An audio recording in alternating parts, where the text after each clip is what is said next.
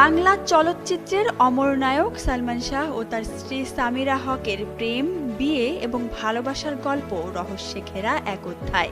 মাত্র ২১ বছর বয়সে মানিলা চৌধুরীর বান্ধবীর মেয়ে সামিরাকে ভালোবেসে বিয়ে করেছিলেন চিত্রনায়ক সালমান শাহ। সামিরার মা থাইল্যান্ডের নাগরিক, যিনি চট্টগ্রামের একজন বিউটি পার্লার ব্যবসায়ী। মায়ের মতো সামিরাও বিউটি পার্লারের কাজে বেশ আগ্রহী ছিলেন এবং ঢাকায় একটি বিউটি পার্লারও খুলেছিলেন।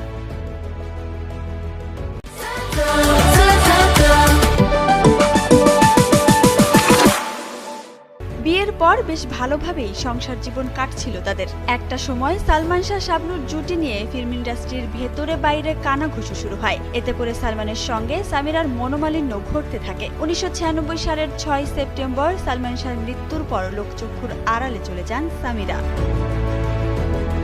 সালমান শাহর মৃত্যুর কিছু মাস পরেই সামিরা বিয়ে করেন সালমানের ছোটবেলার বন্ধু ব্যবসায়ী মোস্তাক ওয়াজকে।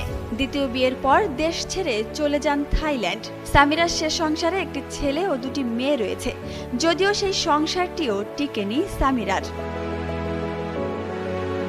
মোস্তাকের সঙ্গে সংসারের সমাপ্তি টেনে তৃতীয়বারের মতো ২০২১ সালে বিয়ের পিঁড়িতে বসেন সামিরা। তার বাবার বন্ধু সাবেক ক্রিকেটার ও ক্রিকেট বিশ্লেষক ইশতিয়াক আহমেদকে বিয়ে করেন তিনি। বর্তমানে তার সঙ্গেই আগের ৩ সন্তান নিয়ে সংসার করছেন।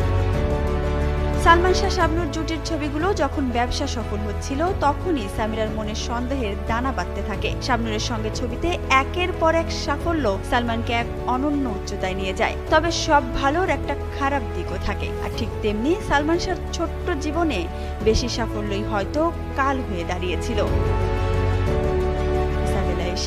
যুগান্তর নিউজ।